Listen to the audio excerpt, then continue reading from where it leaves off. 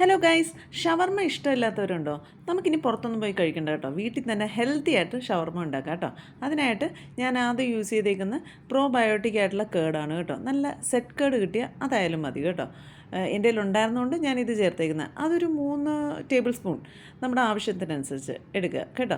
പിന്നെ 2 വെളുത്തുള്ളി, പിന്നെ ആവശ്യത്തിന് ഉപ്പ്, പിന്നെ നമ്മുടെ അല്ലിയൊക്കെ കളഞ്ഞിട്ട് ഉള്ള വറ്റൽമുളക്. ഞാൻ കുറച്ച് എരിവെള്ളം എടുത്തേക്കുന്നത്, അതുകൊണ്ട് ഒരെണ്ണം എടുത്തിട്ടുള്ളൂ. നിങ്ങൾക്ക് വേണമെങ്കിൽ 2 ഉപയോഗിക്കാം.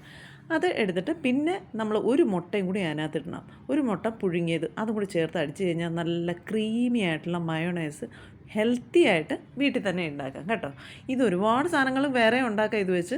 അപ്പം ഇതിങ്ങനെ ഹെൽത്തി ആയിട്ട് ഉണ്ടാക്കാം. പിന്നെ സവാള നീളത്തിൽ നേരിയതായിട്ട് അരിഞ്ഞത്, ക്യാബേജ് നീളത്തിലരിഞ്ഞത്, പിന്നെ ക്യാപ്സിക്കം. ഈ 3 വെജിറ്റബിൾസാണ് ഞാൻ യൂസ് ചെയ്തേക്കുന്നത്. പിന്നെ നമ്മുടെ ഉണ്ടാക്കി വെച്ചേക്കുന്ന ഹോം മെയ്ഡ് മയോണൈസ് അതും കൂടി അങ്ങ് ചേർത്ത് നന്നായിട്ട് മിക്സ് ചെയ്തിട്ട് അതൊക്കെ മാറ്റി വയ്ക്കുക. എന്നിട്ട് ചപ്പാത്തി ഉണ്ടാക്കിയിട്ട് അതിൻ്റെ മേളിൽ നമ്മുടെ വെജീസ് എല്ലാം അങ്ങ് നിരത്തുക കേട്ടോ.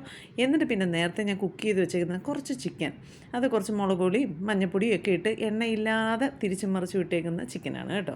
ആ ചിക്കനും കൂടി ചേർത്തിട്ട് നന്നായിട്ട് അങ്ങ് റോൾ ചെയ്ത് നമ്മുടെ ആവശ്യത്തിന് അധികം ചേർക്കുക, ആവശ്യത്തിന് അത്രയും ചേർത്തിട്ട് റോൾ ചെയ്ത് അങ്ങ് എടുക്കുക കേട്ടോ. ഭയങ്കര ഫില്ലിങ്ങാണ്. നമ്മൾ ഈ പുറത്ത് പോയി എന്തിനാണ് ഷവർമ്മയൊക്കെ കഴിക്കുന്നത്?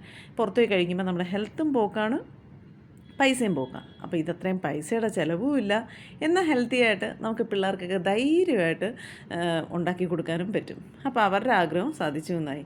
ഡയറ്റ് ചെയ്യുന്നവരോട് പിന്നെ പ്രത്യേകം പറയണ്ടല്ലോ, അവർക്കും സുഖമായിട്ട് ഉണ്ടാക്കി കഴിക്കാം.